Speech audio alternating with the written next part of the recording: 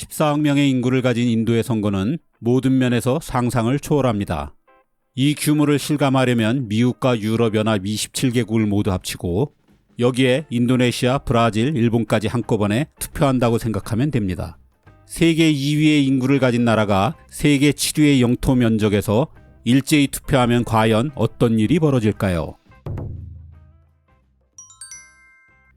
인도 최고의 선거라면 단연 5년마다 치러지는 총선입니다. 543명의 하원 의원을 뽑는 이 선거 결과에 따라 인도를 이끄는 집권당과 총리가 결정되죠. 10조 원 이상의 돈이 드는 이 지구상 최대 이벤트를 이끄는 주체는 인도 선거관리위원회입니다. 선관위가 가장 먼저 할 일은 선거 날짜를 정하는 것입니다. 인도에선 이것조차 간단치 않습니다. 인도는 북쪽으로 추운 히말라야 산맥, 남쪽으로는 무더운 인도양, 서쪽으로는 황막함 그 자체인 타르 사막, 동쪽으로는 악어가 특식을 거리는 안다만 제도를 가진 나라죠. 이 다채로운 환경을 모두 감안해 가장 날씨가 좋은 날을 골라야 합니다. 무엇보다 전국을 진흙탕으로 만드는 몬순과 40도가 훌쩍 넘는 한여름은 무조건 피해야 합니다. 여기에 수많은 학교의 시험기간, 지역마다 다른 농사철, 종교마다 다른 축제도 고려해야 합니다. 이렇게 정해도 유불리를 따져오는 각 정당과 지루한 협상을 벌여야 하죠.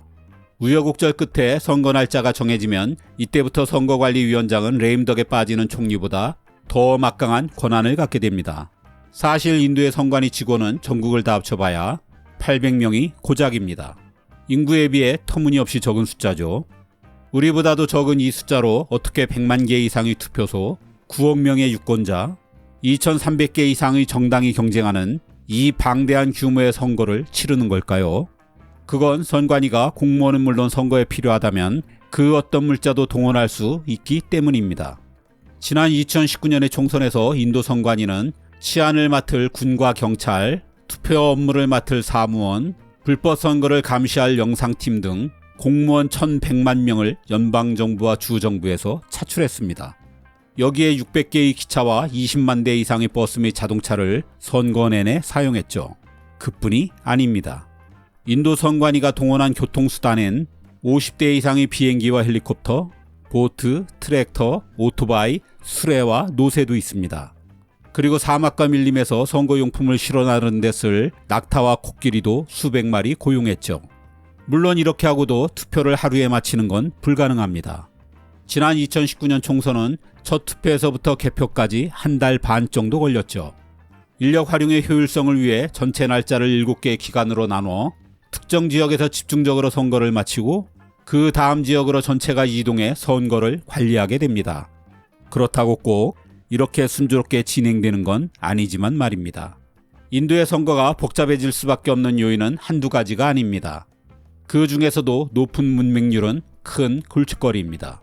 인도에선 9억 명의 유권자 중 약 2억 5천만 명 정도가 글자를 모릅니다. 이 때문에 우리처럼 우편물로 선거 안내문을 보내는 방식은 통하지 않습니다. 시골은 주소가 명확치 않은 곳도 꽤 있어 제대로 전달도 되지 않습니다.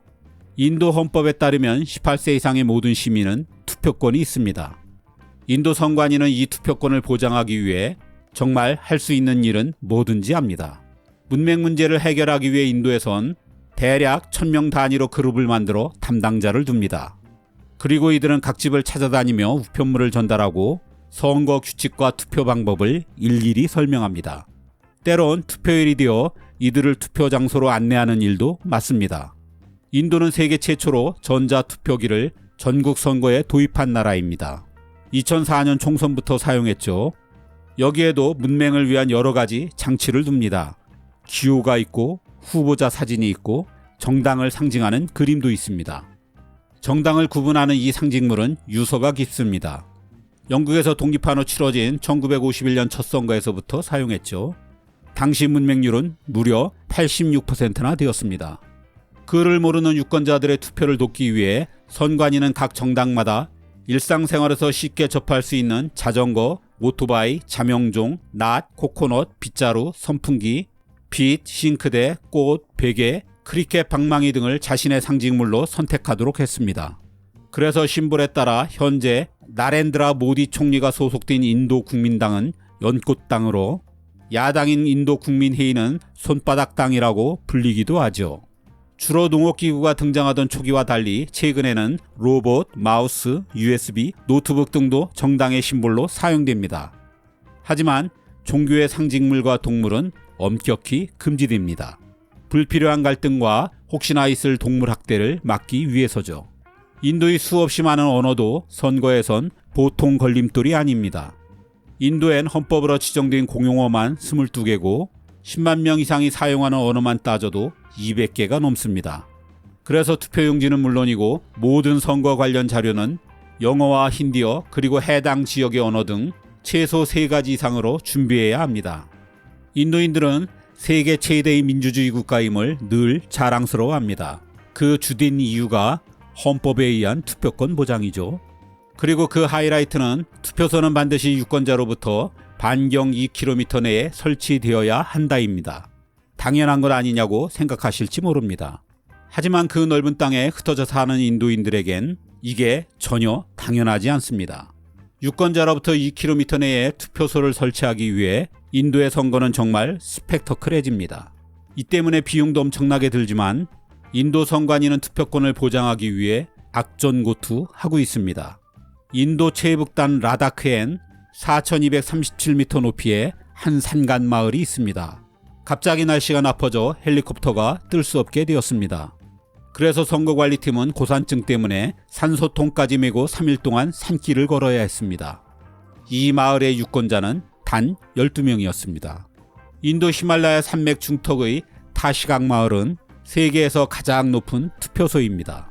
무려 4,650m입니다. 이 마을의 유권자는 35명입니다. 선거관리팀은 헬리콥터를 타고 이 마을에 가던 중 갑작스러운 눈으로 중간에 내려야 했습니다. 하지만 어떻게 하든 투표소는 설치되어야 했습니다.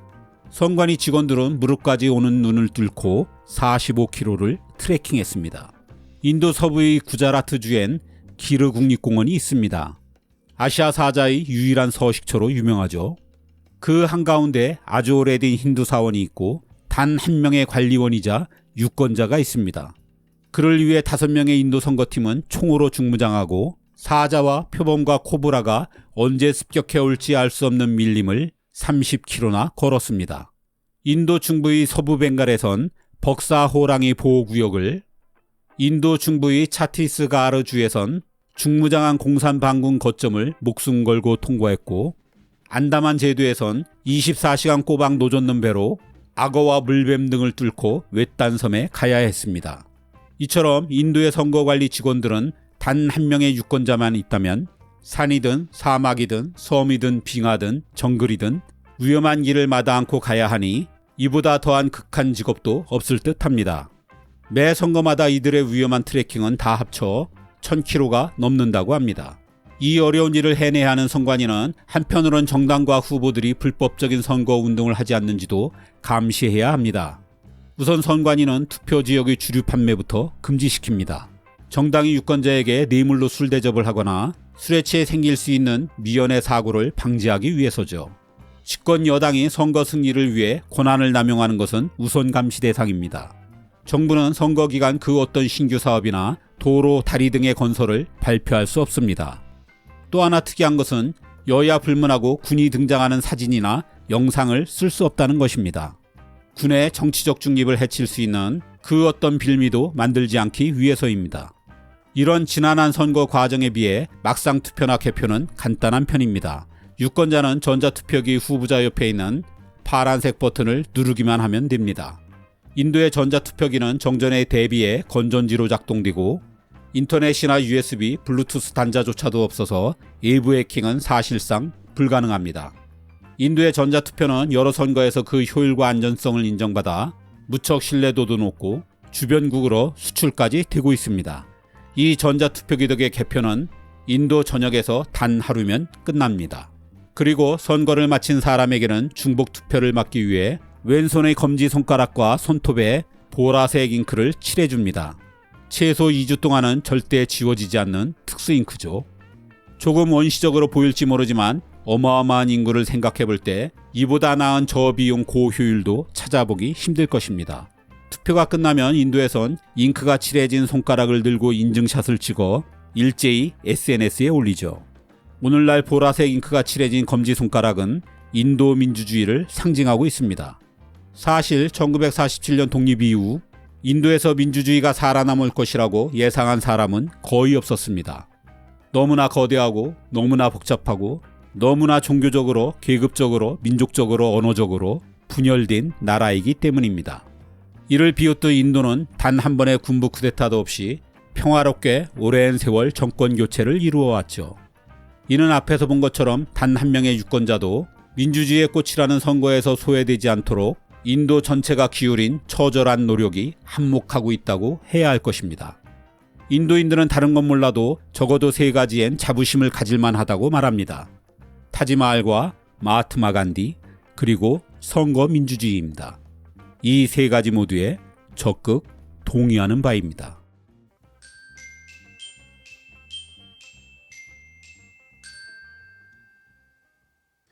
영화하면 할리우드가 있는 미국입니다. 하지만 세계 최고의 영화 대국은 아닙니다. 발리우드에 인도가 있기 때문입니다. 미국의 연간 영화 개봉작은 대략 500~600편 정도입니다. 반면 인도는 보통 1000편 이상, 많을 땐 2000편 가까이가 극장에서 상영됩니다. 최근 국제영화계의 블루칩으로 떠오른 한국 영화는 연간 200편 정도입니다. 사실 제작편 수만 따진다면 놀리우드가 있는 나이지리아가 1위지만 여긴 극장이 거의 없는 나라라 CD나 DVD용이 대부분입니다. 영화를 즐기는 인도인들의 숫자도 엄청납니다. 인도는 전국의 영화관만 13,000개 이상이 있습니다.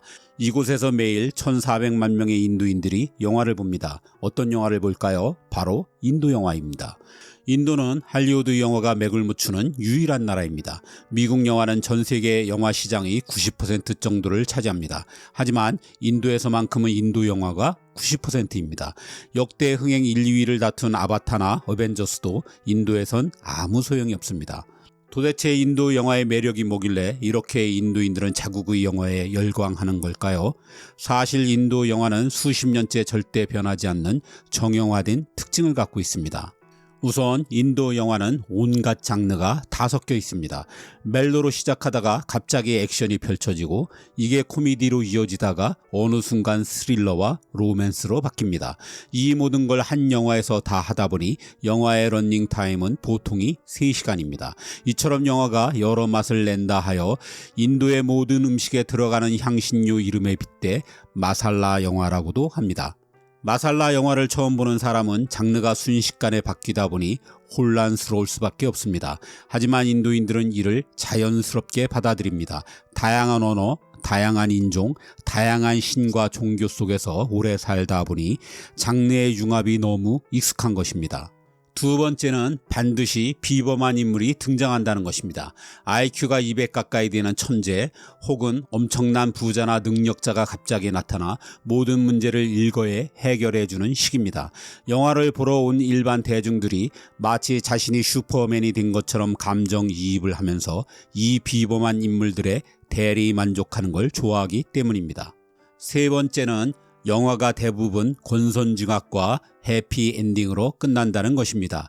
대부분이 빈곤층인 인도인들에게 힘센 자들이 응징당하는 것을 보며 카타르시스를 느끼고 현실에는 없는 행복을 누릴 수 있는 유일한 장소가 극장입니다. 그래서 영화가 비극으로 끝나면 극장에는 야유가 넘쳐납니다. 뭐니 해도 마살라 영화의 가장 큰 특징은 시도 때도 없이 노래와 춤판이 벌어진다는 것입니다. 원수와 목숨 걸고 싸우다가 갑자기 적들과 함께 춤추는가 하면 집안의 반대로 연인과 헤어지는 슬픈 장면 뒤에 느닷없이 양쪽 집안의 사람들이 모두 모여 아주 흥겹게 칼군무를 추기도 합니다. 이것도 분명 주인공들은 도시에 사는데 춤추는 장소는 갑자기 초원이거나 중국의 만리장성, 이집트의 피라미드로 춤판이 벌어지는 장소가 아무 맥락 없이 바뀌기 일쑤입니다. 인도에선 영화가 흥행하기 위해선 반드시 3가지 요소가 있어야 한다고 합니다. 한 명의 남자 배우 스타와 3가지의 춤, 6곡의 노래라는 것입니다. 이 중 춤이 가장 중요해서 연기 못하는 건 괜찮지만 춤을 못 추면 아예 배우가 되기 어렵습니다. 노래가 곡당 5분 이상의 길이이니 6곡이면 최소한 30분 이상이 오직 춤추고 노래하는 장면입니다. 인도 영화가 대부분 내수용에 그치는 게 바로 이 때문입니다. 인도 문화에 익숙치 않은 외국인들에겐 아무래도 장시간 춤과 노래만 나오는 장면이 너무나 생뚱맞아 보일 뿐 이해하기 어렵습니다. 그럼에도 인도 영화에선 스토리 전개와 아무 관련 없어 보이는 긴 춤 장면을 왜 꼭 집어넣는 걸까요? 그건 우선 인도인들의 삶을 오랫동안 지배해온 종교 및 사회 문화와 깊은 연관이 있습니다. 힌두에서 가장 중요한 창조 신인 브라흐마도, 유지의 신인 비슈누도, 파괴의 신인 시바도 모두 춤과 노래를 관장하는 신들입니다. 그러니 이들을 모시는 힌두 의식에서도 춤과 노래가 빠질 수 없습니다. 우리의 추석 같은 축제인 자트라나 오랜 세월 인도인들의 희로애락을 담아온 전통 연극 나티아도 온통 춤과 노래로 이루어져 있습니다. 그러니 인도의 일반 대중들이 삶의 일부나 다름없는 춤과 노래를 영화에 요구하는 것은 자연스럽다 할 것입니다. 마살라 영화의 춤 장면이 긴 것은 인도가 처한 언어적인 특성도 큰 몫을 합니다. 인도엔 헌법으로 지정된 공용어만 22개가 있습니다. 이 언어들은 사투리 수준이 아니라 그냥 외국어나 다름없습니다. 그 외에 10만 명 이상이 사용하는 언어가 200여 개, 방언까지 합하면 3,000여 개가 넘습니다. 게다가 전체 문맹률이 40%나 됩니다. 여성들만 따지면 70%에 이를 것으로 추정됩니다. 이 때문에 인도 영화들은 각종 언어로 더빙을 하거나 자막을 달지만 한계가 있을 수밖에 없습니다. 그래서 이 문제를 해결하기 위해 언어에 상관없이 모두가 공감할 수 있는 춤과 노래에 많은 비중을 두는 것입니다. 인도 영화는 1930년대 무렵까지 무성영화로 1차 황금기를 누렸습니다. 하지만 발성영화 시대가 되면서 언어 문제 때문에 오히려 침체기를 맞았습니다. 그래서 등장한 게 바로 춤입니다. 이 덕에 인도 영화는 더 크게 부흥할 수 있었습니다. 춤과 노래가 큰 이득을 가져다 준다는 현실적인 이유도 있습니다. 인도에선 영화를 개봉하기 2달 전쯤에 미리 음악부터 발표합니다. 영화가 흥행하려면 가장 중요한 게 2가지인데 하나는 남자 배우가 누구냐이고 또 하나가 영화 음악입니다. 남자 배우와 노래가 마음에 든다면 스토리나 연기력 따위는 사실 별 상관 안 합니다. 댄스 장면은 홍보 영상으로 여러 곳에 활용할 수 있고 노래는 음원과 CD 판매로 별도의 수입을 올릴 수 있습니다. 인도의 음악 산업은 영화 음악의 비중이 압도적이라 경우에 따라선 영화보다 노래가 더 큰 수익이 될 수도 있습니다. 춤은 대개 영화의 내용과 상관없이 수십 명의 여성이 등장해 집단으로 추게 되는데 이들을 아이템 걸이라고 합니다. 노래는 전문 가수가 배우의 목소리를 대신하는데 이들을 플레이백 싱어라고 합니다. 그렇지만 이들은 톱스타의 그림자가 아닙니다. 이들 역시 영화가 흥행함에 따라 인도 전역에서 당당하게 엄청난 인기를 누립니다. 흥행을 위한 분위기 조성에도 영화 음악은 큰 역할을 합니다.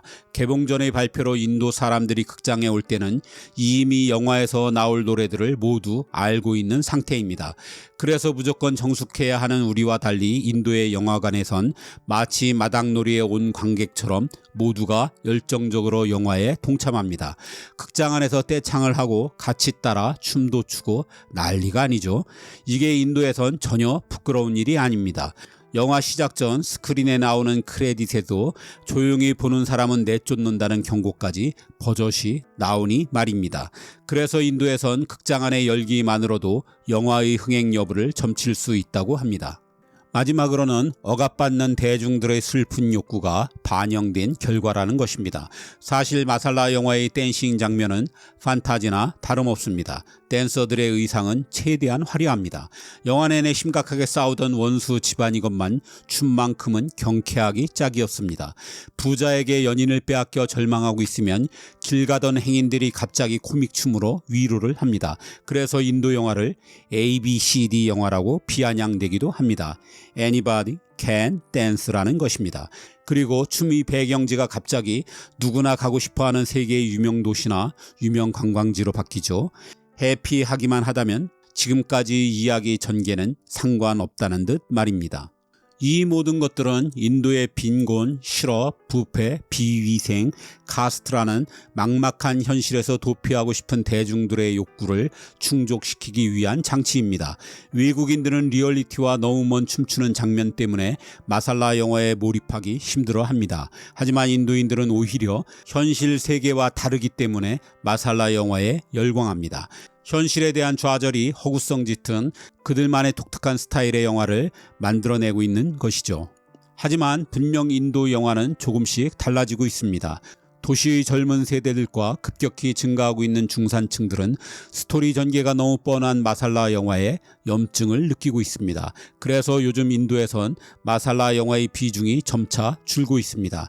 대신 빈곤, 여성인권, 범죄 등 인도가 직면한 사회 문제를 다룬 소위 뉴 시네마가 더 많아지고 있지요. 인도 영화의 미래가 어떻든 지금까지 마살라 영화가 인도인들의 삶의 애환을 치유하는 거의 유일한 치료제 역할을 해왔다는 것만은 분명합니다.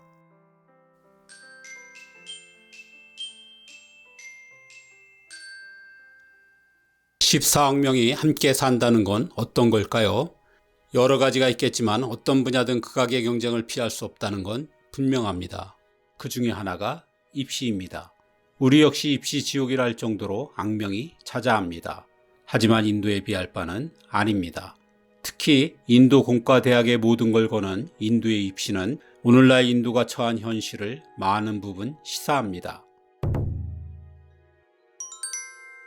우선 IIT란 약자로 흔히 쓰는 인도 공과대학에 들어가는 게 얼마나 어려운지부터 이야기해야 할 것 같습니다. 인도의 고등학교는 대략 14만 개입니다. 그럼 전교 1등이 14만 명이란 얘기입니다. 이들은 모두 IIT에 들어갈 수 있을까요? 어림도 없습니다. 매년 고등학교 졸업생은 1200만 명 정도입니다. 여기에 재수, 삼수생을 더하면 입시생이 적어도 1500만 명 이상입니다. 이 중 인도 공과대학을 들어갈 수 있는 사람은 13,000명뿐입니다. 이마저도 캠퍼스를 순차적으로 전국 23곳에 열면서 계속 정원을 늘려온 결과입니다. 지난해 IIT의 1차 시험 지원자는 110만 명 정도였습니다. 이들은 수학, 물리, 화학으로 이루어진 2차 시험도 봐야 하죠. 이 시험으로 1등부터 꼴등까지 순위대로 자기가 원하는 대학, 학과를 선택하게 됩니다. 그런데 독립적으로 신입생을 선발하는 인도 공과대학의 전국 캠퍼스에서도 세계적인 IT 업계가 모셔가는 명문 중의 명문이 있습니다.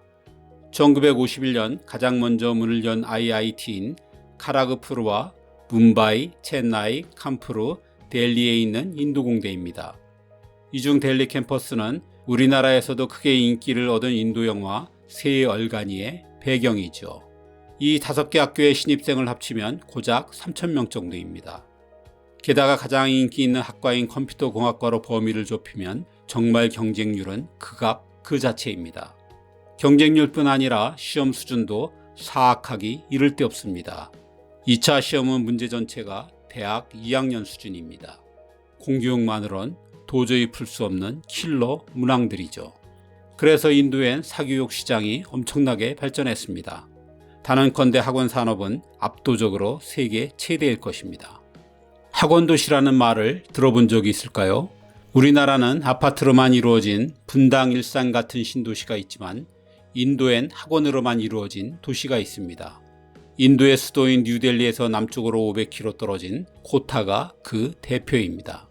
1980년대만 해도 코타는 인구 10만 명의 작은 마을이었습니다. 옷감 만드는 일로 간신히 먹고 살던 인도의 흔한 동네였죠. 그러던 중 쿠마르 반살이라는 엔지니어가 고향인 코타로 내려와 과외를 시작했습니다. 그가 가르친 학생 대부분이 인도 공과대학에 들어가는 기적이 일어났죠. 이런 작은 도시에선 한 명만 합격해도 동네 잔치인데 이 이례적인 실적은 인도 전체를 들썩이게 했습니다. 그러자 반살에게 과외를 받으려는 학생들이 몰려들었습니다. 그가 차린 반살 학원엔 수강생이 수만 명에 이르렀죠. 이후 입시 학원들이 우후죽순처럼 들어서면서 가난한 도시 코타는 일약 학원의 메카가 되었습니다. 지금 코타 인구는 약 60만 명입니다. 이 중 학원생이 적을 땐 15만 명, 많을 땐 20만 명입니다. 나머진 학원의 강사이거나 아이들을 위한 식당과 하숙업을 합니다. 그야말로 모두가 학원을 위해 존재하는 학원 도시죠. 도시 내의 학원은 100개 이상으로 추정할 뿐 정확한 숫자는 모릅니다. 빌딩 12개를 쓰는 초대형도 있고 이 초대형 학원에 들어가기 위해 몇 명이 공부하는 미니 학원도 있습니다. 이 학원에 다니기 위해 학생들은 우선 코타이 고등학교로 전학합니다. 하지만 학교엔 안 나가지요. 아침 7시 수업부터 시작해 종일 학원에서만 공부합니다. 학교는 졸업시험 날만 가면 됩니다. 코타가 있는 라자스탄주의 법이 허용하는 일입니다. 그래서 이 작은 도시에 고등학교가 무려 350개나 있습니다. 이런 이점 때문에 학부모들은 비싼 돈 들여 코타로 아이를 유학 보내는 것이죠. 그런 비용은 얼마나 들까요? 대개 학원은 1년 수업료가 10만 루피이고 생활비로 또 10만 루피가 필요합니다. 20만 루피면 320만 원으로 1인당 국민소득과 맞먹습니다. 우리로 치면 1인당 국민소득이 32,000달러이니 1년에 약 4,200만 원이 들어가는 셈입니다. 그런데 이것만 드는 게 아닙니다. 인도 공과대학에 갈 기회는 평생에 단 2번뿐입니다.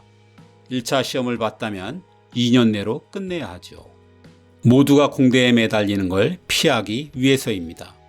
그래서 시험 보기 전 코타이 학원에서 2, 3년 공부하는 학생들이 상당수입니다. 경제적 부담은 점점 더 커지죠. 일부 상류층을 빼곤 이 막대한 비용을 마련하기 위해 친인척 간에 돈을 걷거나 대출받거나 재산을 파는 사람들이 대부분입니다. 부모들의 경제적 부담감만큼이나 아이들의 심리적 부담감도 엄청납니다. 학업 스트레스를 견디지 못한 아이들로 코타에선 학원 못지않게 정신과 병원도 성업 중입니다. 성적이 떨어져 집안의 높은 기대를 저버렸다는 죄책감에 자살하는 아이들도 연간 수십 명입니다. 코타는 전국에서 청소년 자살률이 가장 높은 도시입니다. 그럼에도 여전히 공부 잘하는 아이들이 코타로 몰리는 건 인도 공과대학 합격생의 3분의 1이 이곳에서 배출되기 때문입니다. 이런 후유증과 무리를 감수해가며 인도의 부모들이 아이들의 교육에 올인하는 이유는 명확합니다. IIT가 게임 체인저이기 때문입니다. 빈곤이 일상인 인도에서 개인은 물론 집안 전체가 일어나는 방법은 3가지가 있습니다.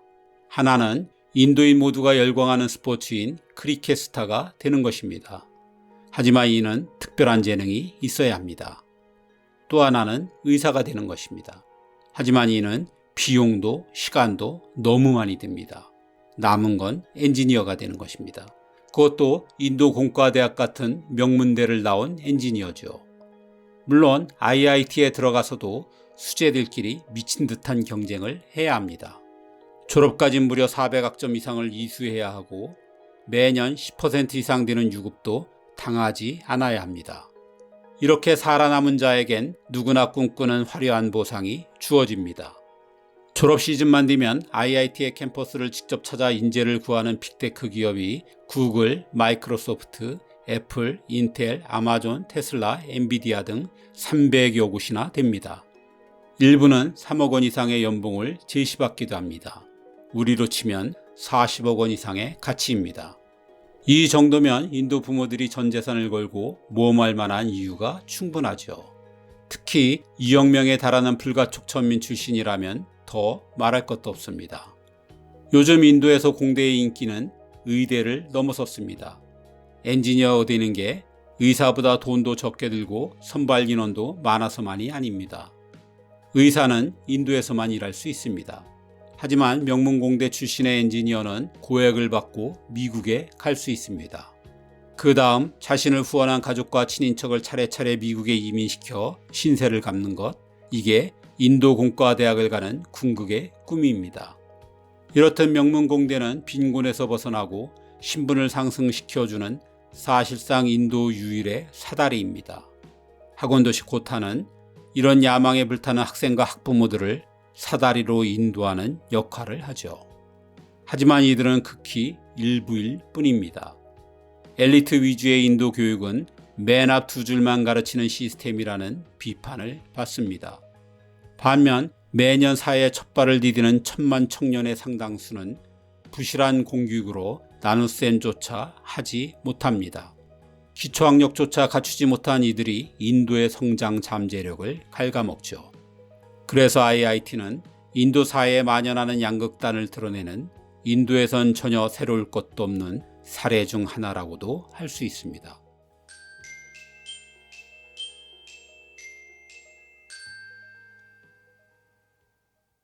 인도에서 크리켓은 스포츠가 아닙니다. 이건 종교나 다름없습니다.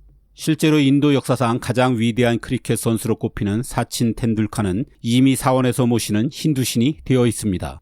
인도의 크리켓 선수들이 받는 연봉도 상상을 초월합니다. 믿기 어렵겠지만 인도의 프로 선수 평균 연봉은 세계 최고의 축구 리그인 영국의 EPL을 앞섭니다. 현재 인도에서 가장 유명한 크리켓 선수인 비라트 콜리는 연봉과 광고를 합치면 손흥민보다 수입이 더 많습니다. 이들이 받는 수백억 원은 인도의 낮은 물가를 생각하면 그게 얼마만한 가치인지 가늠하기도 어렵습니다. 크리켓이 생소한 분들은 여전히 설마하고 계실 겁니다. 하지만 크리켓의 인기는 정말 어마어마합니다. 2008년부터 시작된 인도 크리켓 프리미어 리그는 매경기 TV 시청자가 평균 1억 7천만 명이나 됩니다. 전 세계의 IPL 시청자는 무려 14억 명이나 되고요. IPL은 한 해 딱 60경기만 치릅니다. 그런데 2018년에서 2022년의 중계권료가 무려 3조 원이나 됩니다. 미국의 언론 재벌 루퍼트 머독의 자회사가 소니와 페이스북과의 치열한 경쟁 끝에 중계권을 따냈죠. 이걸 경기당으로 따지면 100억 원으로 세계에서 가장 비싼 스포츠 중 하나가 크리켓입니다. 크리켓은 인도의 모든 스포츠 시청자의 93%를 끌어모으고 있습니다. 이런 인도 시장을 노리는 기업들의 스폰서 경쟁도 굉장합니다. 4년마다 한 번씩 주로 영연방 국가들이 모이는 크리켓 월드컵은 100개국 이상에서 중계되는 가운데 20억 명 이상이 지켜봅니다. 현대, 삼성, LG도 인도 크리켓의 주요 후원 기업들이죠. 이 때문에 크리켓은 세계에서 축구 다음으로 인기 높은 스포츠로 꼽힙니다. 이제 인도 크리켓 선수들의 천문학적인 수입이 이해되시나요? 사실 인도는 인구나 국력에 비해 올림픽에서의 성과가 아주 형편없습니다. 인도인들이 오직 크리켓에만 열중해 다른 스포츠에는 관심이 없기 때문입니다. 한국 아이들은 모이면 축구를 하지만 인도 아이들은 작은 공터만 있으면 크리켓을 합니다. 그리고 학교가 끝나면 프로 선수를 꿈꾸며 크리켓 학원으로 향하지요. 도대체 인도인들은 왜 그렇게 크리켓에 열광하는 걸까요? 많은 스포츠가 그렇듯 크리켓도 영국에서 시작돼 제국주의와 함께 세계로 퍼져나갔습니다. 인도에는 19세기 중후반 식민 지배와 함께 소개되었죠. 영국은 다른 유럽 국가들과 달리 스포츠를 식민 지배 수단으로 적극 활용했습니다. 영국인들은 크리켓이 신사들이나 하는 스포츠라며 처음엔 자기들끼리만 즐겼습니다. 식민 통치가 점차 자리를 잡게 되면서 인도의 상류층에도 개방했죠. 영국 입장에선 크리켓을 통해 스포츠맨십과 복종심을 가르치고 싶었습니다. 일종의 문화 제국주의죠. 인도의 상류층 입장에서 크리켓은 영국의 지배층과 교류할 수 있는 절호의 기회였습니다. 이 둘의 이해관계가 맞아떨어졌죠. 이후 지역, 부족, 종교 집단별로 크리켓 팀이 생겼고 영국 팀도 결성되면서 이들 간의 교류전이 활발해졌습니다. 이렇게 시작된 인도에서의 크리켓은 묘하게도 민족주의적인 방향으로 흘러갔습니다. 사실 인도로선 영국을 어쩌다 이겨볼 수 있는 게 크리켓밖에 없었습니다. 그리고 영국에 이겨도 아무 문제가 안 생기는 유일한 합법적 공간이었죠.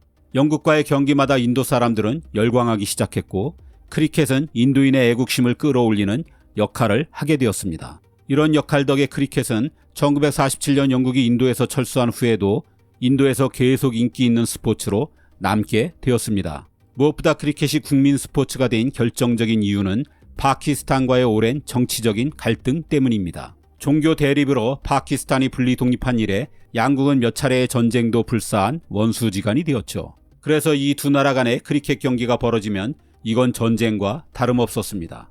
2015년 인도와 파키스탄의 국가 대항전에서는 무려 10억 명이 넘는 인구가 이 경기를 관전했습니다. 인도인들은 종교, 민족, 언어, 카스트에 상관없이 이때만큼은 하나가 되어 국가를 응원했죠.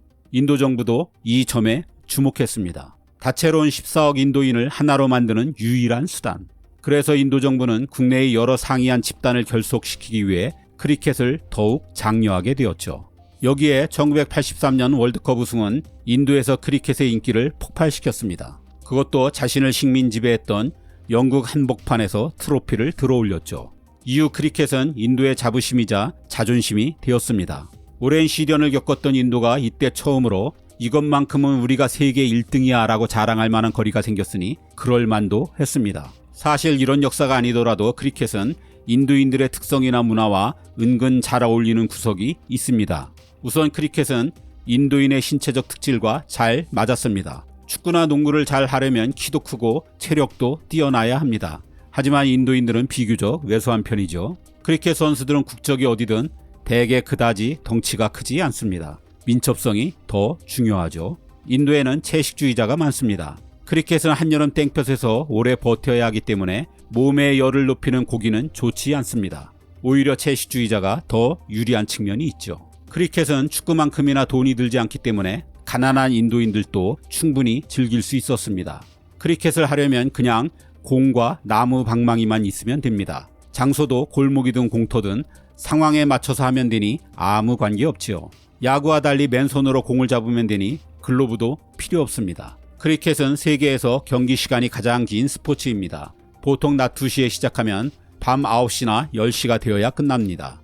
요즘엔 스포츠 중계 때문에 3시간 정도로 짧게 줄여서도 하지만 클래식한 게임에서 한 경기를 끝내는데 5일이 걸리기도 합니다. 그러니 경기 중에 밥도 먹고 차도 마시고 잡담도 나누고 하면서 쉬엄쉬엄 하게 됩니다. 느긋한 인도인들의 기질과 딱 들어맞죠. 성격 급한 우리나라 사람들은 이게 지루하겠지만 특별한 오락거리가 없는 인도에선 길면 길수록 즐길 시간도 많아지니 인도인들은 여전히 이런 클래식한 게임을 좋아합니다. 규칙도 야구와는 비할 바 없이 단순해 교육 수준이 낮은 인도인들도 쉽게 이해할 수 있었습니다. 우선 경기는 한 팀당 11명씩 합니다. 널찍한 운동장 한가운데에 피치라는 공간이 있습니다. 길이 20m, 너비 2.64m의 이 직사각형 공간에서 투수가 원바운드로 공을 던지고 타자가 이 공을 치면 됩니다. 파울이 없어서 360도 아무 공간이나 상관없습니다.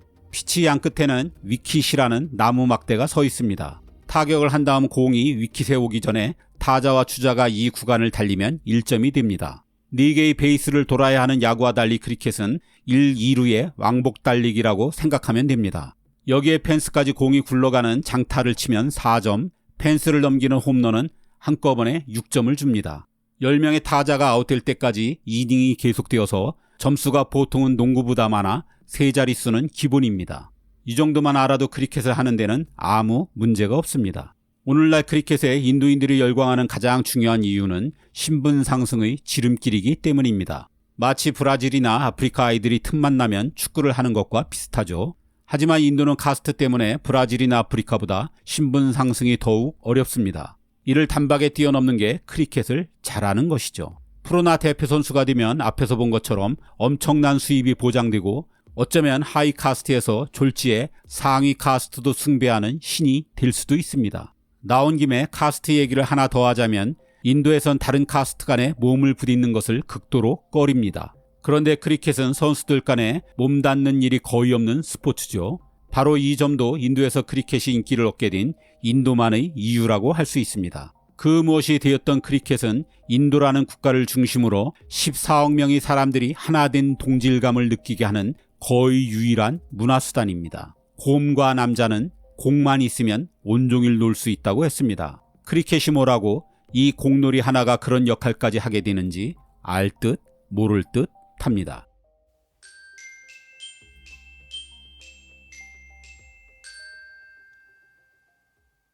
인류의 초기 문명은 대부분 강을 끼고 발전했습니다. 메소포타미아, 인더스, 이집트, 황하 문명 등이 모두 그랬습니다. 이는 강이 범람을 통해 비옥한 토지를 만들어내고 강이 도로가 없던 시절 사람과 물자의 왕래를 가능하게 하는 유일한 교통수단이었기 때문입니다. 그렇다고 이 강들이 신성시되진 않았습니다. 신성을 넘어 그 자체를 아예 신으로 모시는 유일한 강은 따로 있습니다. 10억 명이 넘는 힌두인들이 숭배에 맞지 않는 인도의 갠지스 강입니다. 갠지스에 어떤 특별함이 있는 걸까요? 이 대목에서 먼저 생각해봐야 할 게 왜 인더스 강이 아니라 겐지스 강이냐는 것입니다. 인더스 강은 모헨조다로와 하라파로 대표되는 세계의 4대 문명이자 인도 최초의 문명을 만들어낸 곳입니다. 한때 나일강이나 유프라테스 티그리스 강, 황하처럼 풍부한 수량으로 비옥한 농지와 운송에 편리한 백기를 보장해 주던 곳이었죠. 하지만 지구의 환경 변화가 모든 것을 바꾸어 놓았습니다. 처음에 인더스강의 물줄기가 바뀌더니 점차 물까지 말라버린 것입니다. 이에 기원전 15세기 이 지역을 차지했던 아리아인들은 인더스강을 버리고 겐지스강이 있는 동쪽으로 이동했습니다. 인도와 인더스강의 인연이 사실상 여기서 끝난 것입니다. 아리아인의 이동은 결과적으로 아주 현명한 선택이었습니다. 겐지스는 인도 북부에선 매우 드물게도 1년 내내 물이 거의 일정하게 흘렀습니다. 건기와 우기에 따라 수량이 현격하게 달라지는 다른 강과는 차원이 달랐죠. 겐지스는 인도 최북단의 히말라야 4,000m의 고지대인 강고트리의 빙하가 녹으면서 시작됩니다. 그리고 약 2,500km를 굽이쳐 흐르다가 방글라데시를 거쳐 벵골만으로 빠져나가죠. 그런데 강고트리에서 벵골만, 이 사이가 어마어마하게 드넓은 힌두스탄 대평원입니다. 겐지스강이 만들어준 수백 미터 두께의 충족토 덕에 따로 비료를 줄 필요도 없는 정말 비옥한 토지이죠. 게다가 개가 나는데 노동력을 낭비할 필요가 없는 평지라 힌두스탄 대평원의 70%가 농사가 가능하고 이모작도 할 수 있습니다. 이 인도 북부 최대의 곡창지대를 가진 덕에 아리아인들은 기원전 8, 7세기의 겐지스 문명을 만들어내고 인도 전역을 차지하는 발판을 마련할 수 있었던 것입니다. 그러니 겐지스강은 태고적부터 그 무엇과도 비교할 수 없는 고마운 존재였습니다. 지금도 겐지스강은 인도의 총 수자원 중 25% 이상을 차지하고 있고 물 생산량만 따진다면 세계 세 번째로 큰 강입니다. 이 유역에 인도 인구의 30%에 해당하는 4억 명 이상이 살고 있죠. 카나우지, 칸푸르, 알라하바드, 바라나시, 파트나 등 인도의 중요한 대도시들도 연중 수량이 풍부한 겐지스 강가에 자리하고 있습니다. 하지만 강이 신의 위치에까지 오르려면 물질적 풍요만으로는 부족하죠. 여기엔 반드시 종교가 결부되어야 하고 그 전에 신화라는 밑작업이 있어야 합니다. 당시 인도의 아리아인들은 힌두교의 원조라 할 수 있는 브라만교를 믿고 있었습니다. 그냥 단순하게 말하면 자연숭배죠. 이건 농경사회라고 크게 다르진 않지만 특히 아리아인들을 포함한 유목민들에게 흔히 나타나는 특성입니다. 자신들의 삶을 절대적으로 지배하는 게 자연 환경이기 때문이죠. 어쨌든 겐지스강은 자신들을 풍족하게 먹여 살린다 하여 점차 어머니의 강으로 숭배받게 되었습니다. 겐지스가 어머니의 젖줄인 것이죠. 지금도 인도에서 겐지스는 어머니 강가라고 부릅니다. 강가는 강의 여신 이름이고요. 겐지스는 인도를 지배한 영국이 강가를 영어식으로 발음한 이름입니다. 겐지스가 숭배의 대상이 되면서 점차 강에 대한 신화도 생기게 되었습니다. 힌두교엔 가장 중요한 3신이 있습니다. 창조의 신인 브라만, 유지의 신인 비슈누, 파괴의 신인 시바입니다. 이 중 브라만은 가장 높은 신이지만 어떤 계층에도 인기가 별로 없죠. 이미 창조가 끝난 마당이니 나한테 미치는 이익도 불이익도 없기 때문입니다. 그럼 비슈누 신은 주로 누가 모실까요? 지배계층입니다. 지배의 세계가 앞으로도 쭉 계속되길 바라는 거죠. 그럼 시바 신은 누가 주로 모실까요? 당연히 일반 서민이지요. 삶의 질곡을 파괴해 주길 바래서죠. 겐지스 강은 어머니가 되었고 이어 강가라는 여신이 되었다가 곧 인도인들의 절대 다수가 모시는 시바 신의 상징이 되었습니다. 그 신화는 힌두교답게 버전이 너무나 많으니 그냥 내용을 단순화시키면 다음과 같습니다. 겐지스는 원래 하늘나라에서 흐르던 은하수였습니다. 한 브라만이 히말라야 힌두 신들에게 너무 가물어 살 수 없게 된 땅에 강을 내려달라고 정성스럽게 빌게 되죠. 이에 가무판 신들이 강가에게 땅으로 내려가 강이 되라고 명령합니다. 하지만 이에 불만을 품은 강가가 심술을 부려 엄청난 대홍수가 납니다. 이를 보다 못한 시바 신이 하늘의 물을 자신의 긴 머리카락을 통해 부드럽게 흘러내리게 합니다. 이게 겐지스 강이죠. 북에서 남동쪽으로 흐르던 겐지스 강은 바라나시에서 급격히 방향을 틀어 한참 동안 다시 북쪽으로 향합니다. 이렇게 북으로 흐르는 강은 겐지스 뿐입니다. 시바신이 살고 있는 수미산도 마침 북쪽이죠. 그래서 힌두교도들은 시바신의 머리에 있는 반달이 이 신기한 지형을 의미하는 것이라고 여겼습니다. 더 나아가 세상의 모든 강들 중에서 오직 겐지스만이 시바신이 사는 천국으로 흘러간다고 굳게 믿게 되었죠. 겐지스 강가에서 수많은 화장이 이루어지는 이유가 바로 이것입니다. 이곳에서 화장을 한 다음 남은 재를 겐지스에 뿌리면 강물이 죽은 이의 영혼을 신들이 사는 천상계로 데려다 주죠. 그렇게 되면 고뇌의 원천인 윤회를 완전히 끊게 되거나 적어도 다음 생엔 더 좋은 신분으로 환생할 수 있게 되죠. 그러니 신계의 관문 역할을 하는 바라나시는 인도에서 가장 성스러운 도시이고, 천국으로 인도하는 겐지스는 말할 것도 없이 가장 신성하고 거룩한 강이 된 것입니다. 이 때문에 힌두교를 믿는 대다수 인도인들은 어디에서 태어나든 바라나시에서 생을 마감하고 싶어합니다. 최소한 화장 후 재만이라도 이곳에 뿌리고 싶어하죠. 마하트마 간디 역시 겐지스 강가에 뿌려졌습니다. 바라나시에서 연간 화장하는 시신이 몇 구가 되는지 따위의 통계는 인도에 없습니다. 다만 겐지스 전체를 통틀어 매년 수십만 구에 이를 것이란 건 분명합니다. 매일 만 구가 던져지거나 재로 뿌려진다는 추정도 있습니다. 바라나시의 화장터 주위론 죽음을 기다리는 사람들이 묵는 숙소로 가득합니다. 이들의 주머니엔 자신의 몸을 태울 장작값이 들어있죠. 만약 장작이 부족하면 타담한 시신 그대로 겐지스강에 버려지게 됩니다. 오래전 바라나시 여행에서 꽤 충격적인 장면을 보았습니다. 배를 타고 화장터 건너편의 모래톱에 갔더니 늑대만큼이나 큰 개 2마리가 강가를 응시하고 있었습니다. 그러다가 쏜살같이 강으로 뛰어들어가 뭔가를 낚아챘습니다. 타담한 사람 팔뚝이었습니다. 일본의 작가 후지와라 시냐는 무릇 겐지스에는 이 세상에 존재하는 것이라면 무엇이든 제 아무리 대단하고 제 아무리 하찮은 것이라도 모두 흘러간다고 했습니다. 그 말 그대로였습니다. 다만 순간 정신이 멍해서인지 그 모든 장면들이 엄청나게 느린 초슬로우 비디오처럼 느껴졌습니다. 하지만 이 신성한 겐지스 강은 지금 명백하게 죽어가고 있습니다. 인도 인구 중 절반은 화장실이 없습니다. 공장에서 내뿜는 중금속을 품은 폐수도 별다른 정화장치 없이 강으로 흘러듭니다. 여기에 숫자를 가늠하기 힘든 시신들이 던져지고 종교의식에 사용된 800만 톤의 꽃도 겐지스 강에 매년 버려집니다. 최근엔 코로나로 숨진 시신들의 무단 투기도 더해졌습니다. 바라나시의 화장터 옆으론 지금도 수많은 사람들이 감격에 겨워 강물에 몸을 담그고 그 물을 마십니다. 이것만으로도 죄를 정화하고 윤회를 끊을 수 있다고 믿기 때문입니다. 하지만 바라나시를 흐르는 겐지스 강물의 대장균은 세계보건기구의 기준치보다 최소 3,000배가 더 높습니다. 겐지스강 유역에 사는 사람들의 암 발병률이 비정상적으로 높다는 연구 결과도 있습니다. 환경운동가들이 겐지스에서 목욕을 하거나 물을 마시지 말라고 권고하지만 아무 소용이 없습니다. 신성한 강가신과 시바신이 오염되었다는 것은 있을 수 없는 일이라며 오히려 화를 내곤 합니다. 이게 겐지스강의 오염을 악화시키는 주요 원인 중 하나입니다. 그간 신이 인간을 구원해 왔겠지만 최소한 겐지스에서만큼은 이제 인간이 신을 구원할 차례임은 분명합니다.